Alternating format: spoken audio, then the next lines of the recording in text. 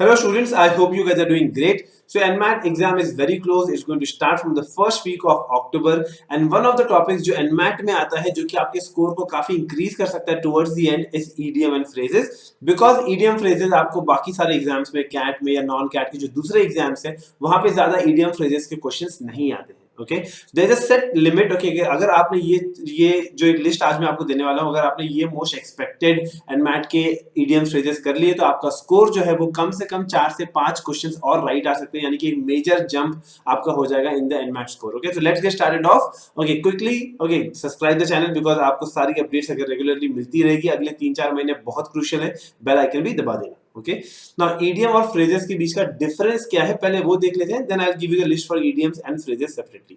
Idiom को अगर मैं हिंदी में बोलूं idiom means nothing but it is a मुहावरा. ओके मुहावरा का मतलब ये कि you are not using the exact word. Okay जो आप बोल रहे हो उसकी मीनिंग अलग होगी. ओके और उसके वर्ड्स कुछ अलग होंगे. For example going back to square one. Going back to square one हम इंग्लिश में बोलते हैं. Okay going back to square one का मतलब ये नहीं है कि you are going to a place जहां पे स्क्वायर वन कोई जगह है वहां पे आप जा रहे हो. No going back to square one का मतलब ये है that you are going to start from the beginning again.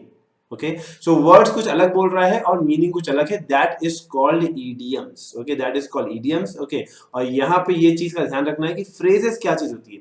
Phrases भी थोड़ा बहुत उसी तरीके से but it is more of it is actually you can see that they can be taken as a literal meaning. Okay थोड़ा सा difference होगा. Okay but ऐसा नहीं है कि कंप्लीटली कुछ अलग ही बोल रहा है. इडियम्स क्या है कुछ अलग ही वर्ड्स यूज कर रहा है. ओके फ्रेजेस बहुत अलग वर्ड यूज करते हैं. Similar kind of words use करते हैं फ्रेजेस. इडियम्स बहुत अलग वर्ड यूज करते हैं. तो let's check a quick example on this. Okay जैसे a good egg. Okay this is the idiom. Okay a good egg इसका मतलब क्या हुआ person who can rely on okay to behave well. ये बंदा जो कि अच्छे से बिहेव करेगा उसको हम कह सकते हैं अ गुड एग. ओके यहाँ पे हमने एग्जांपल भी दिया है. My brother is such a good egg that everyone likes him. Okay तो गुड एग का मतलब ही ये है.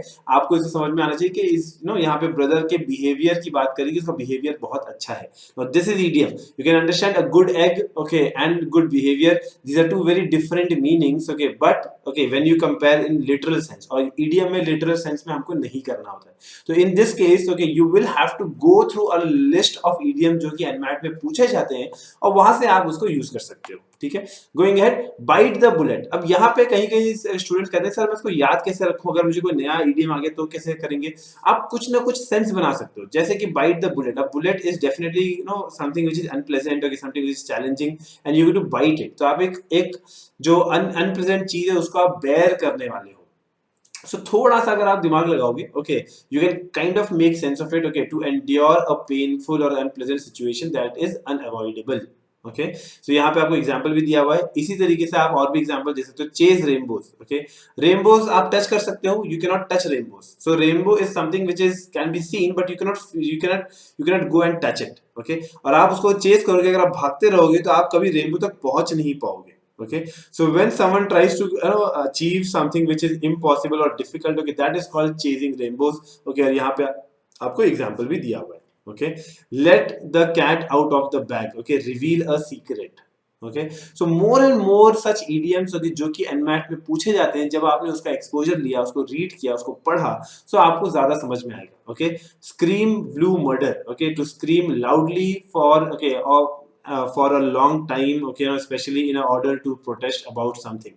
So the idea is this. Okay the idea is why I'm sharing all this with you कि आपको मैं मटेरियल बताऊंगा जहां पे अगर आप जाओगे हमारी स्टडी पोर्टल में असाइन कोर्सेज में जाओ. ओके असाइन कोर्सेज में जब आप नॉन कैट में जाते हो you will see okay or non CAT material जहां पे हमने वर्बल में अलग से मेंशन किया है एनमैट और स्नैप की EDM phrases. Just open this PDF. ये पीडीएफ ओपन करो ये आपके सामने यहाँ पे आ जाएगा. Entire list of the idioms is given here. आप इस idioms को read करो because these are the entire list of those idioms जो कि NMAT में ज्यादातर पूछे जा रहे हैं. So go and use this. Okay, utilize this. Last के दिन में अगर आप यहाँ पे आपको बैठ के रट्टा नहीं मारना है. Don't understand this कि आपको रट्टा मारना है. But the more you read, it will be easier for you to recollect it. Okay, on the day of exam. So इसको read करो 4 बार 5 बार read करो. Okay, जब तक आपका एग्जाम नहीं हो रहा है हफ्ते नेक्स्ट 10 डेज 15 डेज में अगर आप रीड करते रहोगे 4 से 5 क्वेश्चंस डेफिनेटली आपके यहाँ पे ईडीएम के थ्रू ही इंक्रीज हो जाएंगे. Okay going back to the PPT again. Okay और यहाँ पे अगर मैं और भी देखूं okay so you have here okay some more idioms are given to us. Okay so let's check phrases here, okay ना, फ्रेजल वर्ब्स को है यहाँ से अगर मैं कंपेयर करता हूँ, ओके, ताकि आपको समझ में आ जाए।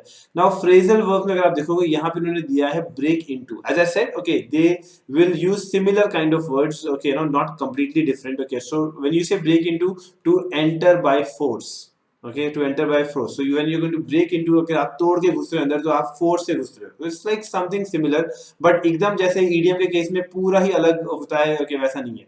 अब यहाँ पे जरूरी ये है समझना कि लीव आउट और पास आउट, ओके, जैसे ये एग्जांपल हमने दिया है, pass out means to faint, okay, कोई बंदा he passed out, okay, so many times if you don't know the phrasal meaning of it, okay, so इसमें क्या होगा, you will understand you probably he passed in exam and all that, okay, but that is not the case. Passed out का मतलब है कि to फेंट, okay, so again phrasal verbs is also something which is given here, go down in the list, okay, you will see the phrasal verbs also, और वहां से आप phrasal verbs भी कर सकते हो। so these are the things guys, okay, जो आपको लास्ट के दिनों में करना चाहिए, yes, so which will help you, okay, all the best।